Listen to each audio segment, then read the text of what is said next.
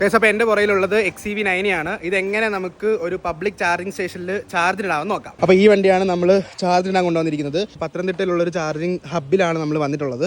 ഇതിൻ്റെ പ്രോസസ്സ് എങ്ങനെയാണെന്ന് പറഞ്ഞുതരാം. അപ്പോൾ ഇപ്പോൾ തന്നെ ഈ ചാനൽ ആദ്യമായിട്ട് കാണുന്നവർ ഡു സബ്സ്ക്രൈബ്. ഓക്കെ, ഇവിടെ എന്താണ് വീഡിയോസ് കൊണ്ടിരിക്കുന്നത്. ഹായ് പ്രജി, ഹായ് പറയും.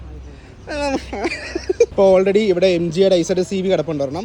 ഈ സാധനം ഇങ്ങനെ ഒടിച്ച് ഇതിനകത്ത് ഈ ഒരു 2 പാർക്കിംഗ് ലൈനിൽ കൊണ്ടുവരണം കേട്ടോ. പെർഫെക്റ്റ് ആയിട്ട് പാർക്ക് ചെയ്താൽ മറ്റേ അപ്പുറത്ത് കിടക്കുന്ന വണ്ടിക്കും സുഖമായിട്ട് പാർക്ക് ചെയ്യാം. ഇത് നമ്മൾ വീഡിയോസ് കാണുന്നല്ലോ, നല്ല ഹെവി വണ്ടിയാണ് ഈ സാധനം. ഒരു പാർക്കിംഗ് സ്റ്റേഷനിലൊക്കെ കൊണ്ടിടുമ്പോഴത്തേക്ക് നിറഞ്ഞു കിടക്കുക. ഓക്കെ, ഈ വണ്ടിയുടെ ചാർജിങ്ങിൻ്റെ സ്ലോട്ട് വരുന്നത് ഈ ഒരു ഭാഗത്തായിട്ടാണ്. നമുക്കിവിടെ ജസ്റ്റ് ഒന്ന് പ്രസ് ചെയ്ത് കഴിഞ്ഞാൽ പിന്നെ ഓട്ടോമാറ്റിക്കായിട്ട് ഓപ്പൺ ആയി വരും കേട്ടോ. നമുക്കിവിടെ ചാർജിങ്ങിന് ഇൻഡിക്കേറ്റർ ഇവിടെ കാണാൻ സാധിക്കും. ഇപ്പോൾ അറൗണ്ട് 20% ആണ് ഈ വണ്ടിക്കുള്ളത്. ഇത് എത്ര കിലോവാട്ട്? 60 കിലോവാട്ടിൻ്റെ അല്ലേ. ചാർജ് എടുക്കുക, ഗൺ എടുക്കുക, അങ്ങോട്ട് പ്ലേസ് ചെയ്യുക. ചാർജ് മോഡിൻ്റെ ആണ് കേട്ടോ. നമുക്കിവിടെ സ്കാൻ ചെയ്യാനുള്ള സംഭവം വരും. ഇത് ചാർജർ നമ്പർ 1, ഇത് ചാർജർ നമ്പർ 2. നമ്മൾ ചാർജർ നമ്പർ 2ലാണ് ചാർജ് ചെയ്യാൻ പോകുന്നത്. അറൗണ്ട് 21% ആയിട്ടുണ്ട്.